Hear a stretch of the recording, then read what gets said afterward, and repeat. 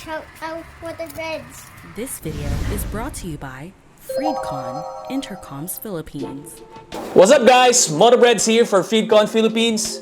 Magkakaroon tayo ng bagong segment sa Freedconn features natin, which we called Fox You. It's frequently asked question by you guys sa Facebook, sa TikTok, at sa YouTube channel namin. We would try our best, mga ka-Freedconn, to assist and answer your question when it comes to Freedconn Intercoms. So for today's video, papakita ko sa inyo paano i-pair si Freedconn FX sa Cardo Intercom. Yes, fully compatible ang Freedconn FX sa ibang brand or devices dahil na rin sa universal pairing na to. And there's two ways kung paano natin i-pair ang Freedconn FX sa Cardo Intercom. One is using a Cardo app and one is using without it. Papakita ko sa inyo yung step by step kung paano siya gagawin, pero B-roll muna tayo para mukhang astig.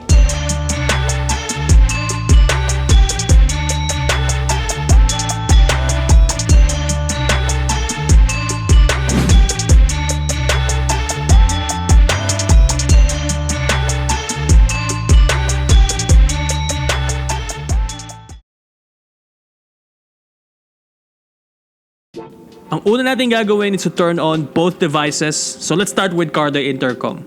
Press and hold for 1 to 2 seconds ang media at ang phone icon.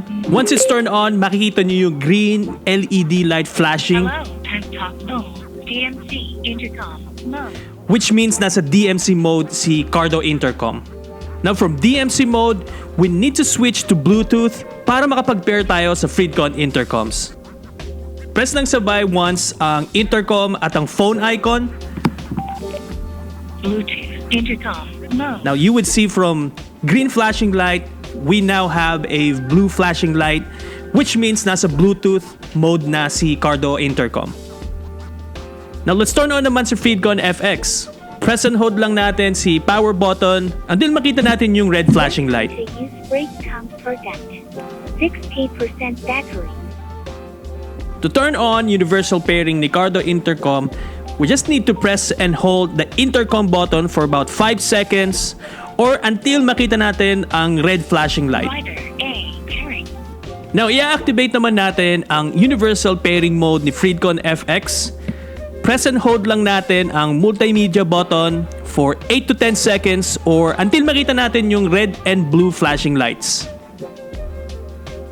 Pairing. Now, kita nyo naman, both devices are in pairing mode. Si Cardo ang gagawin nating host by pressing the phone button once. Cardo gateway connected. Disconnected. Now, narinig nyo naman, sinabi ng both devices they are connected.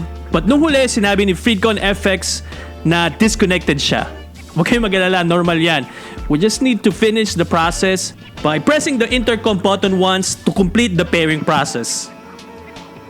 Connected.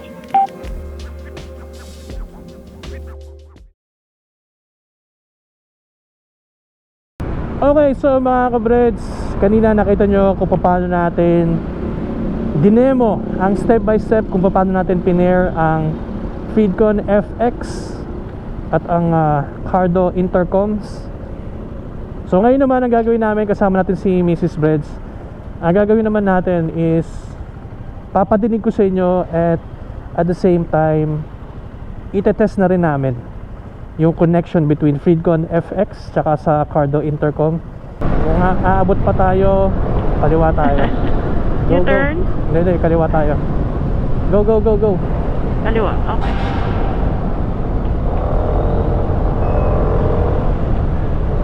Tapos kaliwa tayo ulit dito. Ayun yung sislingan, no? Sisling moto. Oo. Super lapit. Yes. So, merienda hunting muna kami. Mrs. Breds. Nice helmet ah. Big shoutout syempre, Boss Cedric para sa ARPA kong helmet. Left tayo, di ba? Oo. Pwede ba? Pwede. Bigayan lang.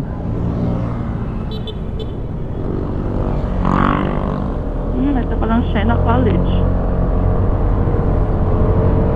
Lalayo ako ng konti. Check natin yung distance. Sige, sige.